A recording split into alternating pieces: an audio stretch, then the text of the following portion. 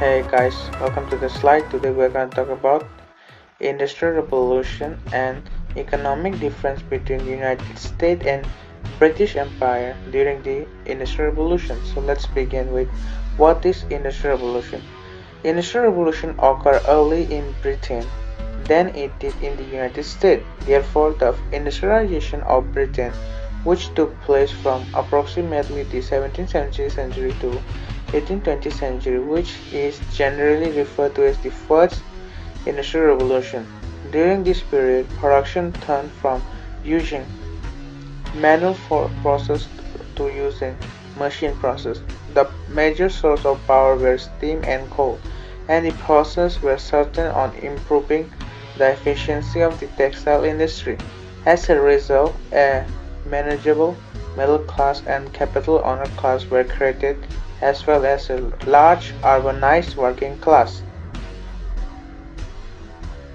Now let's talk about similarities between both industries. Child labor, working condition, and social structure. So let's begin with child labor. During the Industrial Revolution, poor children often work full-time jobs in order to help support their families. Children as young as 4 years old work long hours in factories under dangerous conditions. The practice of children labor continued throughout much of the Industrial Revolution until laws were eventually passed that made child labor. And now let's talk about the working conditions.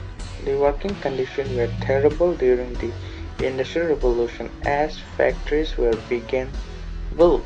Businesses were in need of workers. With a long line of people willing to work, employees could set wage as low as they want because people were willing to do work as long as they got paid. Although the working environment was poor in both countries, the situation was worse in Britain because factories in Britain could easily pay lower wage because there was an extreme high level of labor supply. And now let's talk about the social structure. Social class during the Industrial Revolution was divided into two major parts, nobles and peasants. And during the Industrial Revolution, two new classes involved named the middle class and the working class.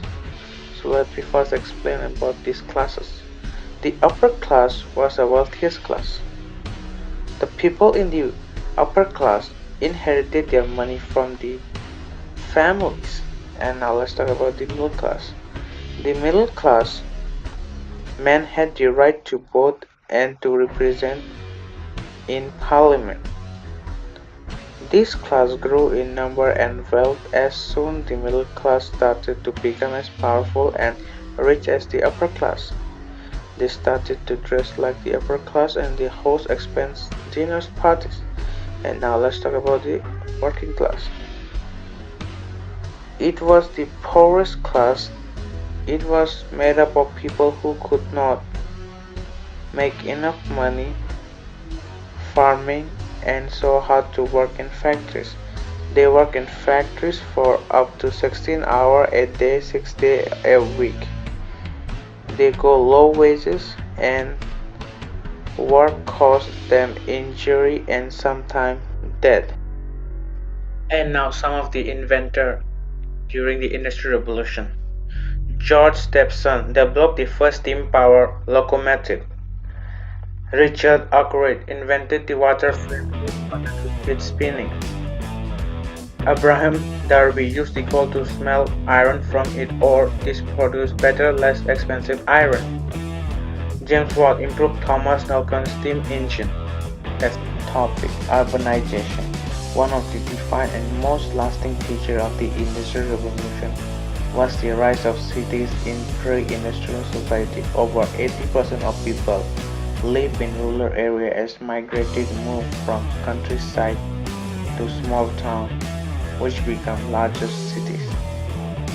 Industrialization led to urbanization by creating economic growth and job opportunities that drove people to cities.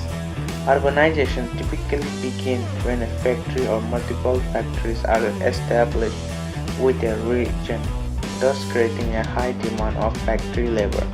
Other businesses such as building, manufacturing, retail, and service, providing them follow the factories to meet the product demand of the workers.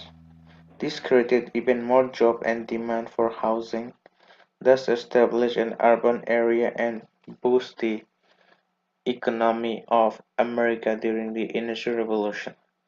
And also let's talk about the advantage the Americans have during the Industrial Revolution of having natural resources such as coal, iron, oil, and water, which help them to transport goods from one place to another place faster than ever. Thank you for watching my slides. See you soon.